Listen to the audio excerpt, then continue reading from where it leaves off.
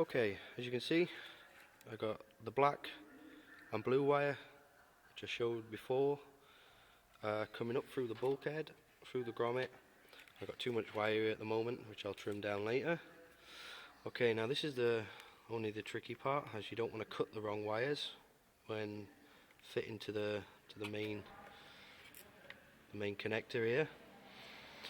So what we're first looking for, let me please state first that this is obviously a 2001 model, so after August 1998, Ford did change the way some of these wires go into this box. Now, I'll first show you which wires to connect to from a 1998 onwards model, and then I'll tell you the pin numbers, where the wires have to go on the before 1998. So as we start with the blue, this is fitted to the fuel flow wire. As you can see on this model, you can only get to it not from this side.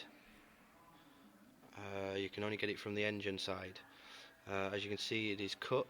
This is due to the fact that it doesn't actually come through, so I've connected it direct. This one, the pin you're looking for is number 28. Easy to find. As you can see, there's when you'll see it yourselves, there's numbers all around for the wires. One of the easiest ways is to take the nut off the back here and split the connector, and inside then you'll have all the numbers as well. Please make sure before splitting this one and just leaving it that it doesn't run through. On this one it doesn't run through, so I knew that it didn't matter if I split it. So obviously I've connected the blue wire, bit of insulation tape around there, and that is to feed the fuel flow rate. What we're looking for now is the VSS, which is the vehicle speed sensor. Now on 1998 onwards, this is located in pin 13. You see it's down there. As this one does run all the way through, I've spliced it here. It's a white and violet. It doesn't matter if the wires are different coloured. They do have an habit, Ford, of changing these colours, but as long as you look for pin 13. And obviously I've connected the black wire to that bit of insulation tape, and they all run back in to the center console. Now, if you have a Mondeo, a Mark II Mondeo up to August 1998, this may be slightly different. So what you're looking for is, for the fuel flow, you're looking for pin number 10, which I believe is located somewhere around this area. And for the VSS, the vehicle speed signal, is pin number 5. So all you got to do is look for that. So if your vehicle is older than the 1998, pin 5 is the VSS, and pin 10 is the fuel flow rate. If it's from August 1998 onwards, the fuel flow wire is pin 28. Again, doesn't come through on this model, so I've cut it there. And pin 13 is the VSS signal. Okay.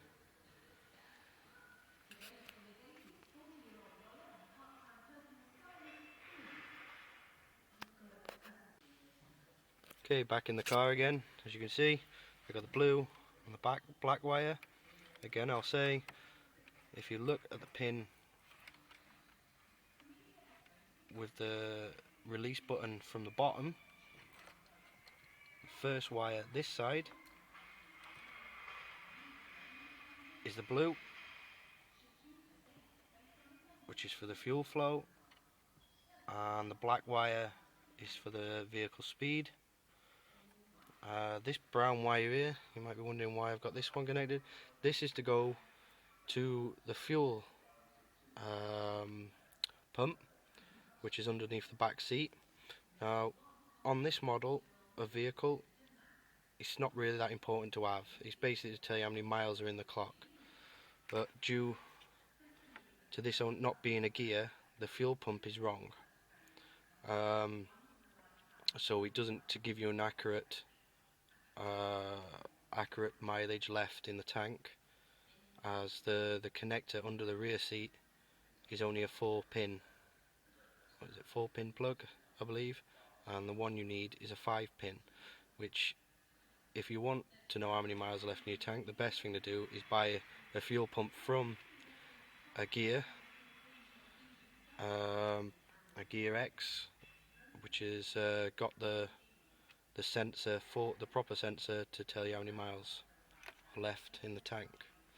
Now, there's a lot of other wires here. They're just not needed. Don't need them at all.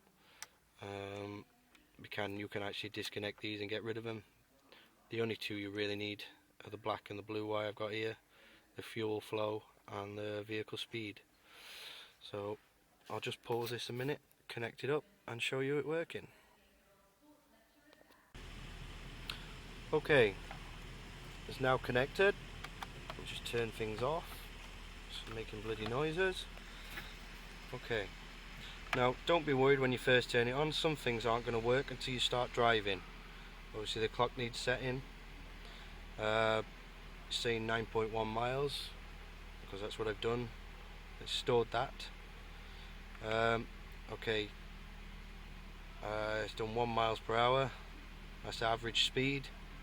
Again, won't work properly until you start driving. Now this is the miles per gallon. This is a live reading when you're driving. This will be up and down all over the shop. This is the thing that this is actually working now. This is how many litres an hour it is using. If I can just balance that there, I'll show you that changing now when I touch the accelerator. I can reach it. Well, you can see it has moved as the revs are dropping down now. It's gone back up again slightly. There you go, it is live, that. You don't really need to have that one on. Obviously that's back to miles per gallon again, but that's just a completely live reading as you're driving. That'll be going everywhere, but then that, if you click the button again, it takes you to miles per hour, miles per gallon, sorry, miles per gallon. This again will not, this is where your average miles per gallon is. Again, nothing will happen until you start driving. The best thing to do is drive it for a while, flick back onto here, hit the reset button, and then you'll have a live miles per gallon reading. In this 2 litre Mondeo, I'm averaging around 42 miles to the gallon. I'll show you a video of these once I start driving the car. Those will change. Here we go. This is the brown wire, as I was telling you about, going to the fuel pump. It's telling me I've got 290 miles in the tank. As you can see, I've got just under half a tank, well, very slightly under half a tank. I can get roughly on that now about 160 miles, 170 miles before I need to put petrol in. So as you can see, it's not right. It is in kilometers. Again, you can reset that then, just tell you how many miles you're doing. Average speed, again, that won't work until you start going. But the best thing to do with these things is once you start driving, hit the reset button, reset everything, and that way you get a live reading straight away. Again, this thing obviously doesn't move now until you start, actually the wheels start turning, and same with the miles per gallon. The best thing to do is, you'll probably think to yourself, oh, it's not going, you're not getting many miles to the gallon. Drive it for a while, wait till that starts moving, hit the reset button, and then you'll get a live reading, and you go from there really. As I say, it's not very difficult to do this. Any questions, please ask, and I'll run through some more. Okay, hope this video helps.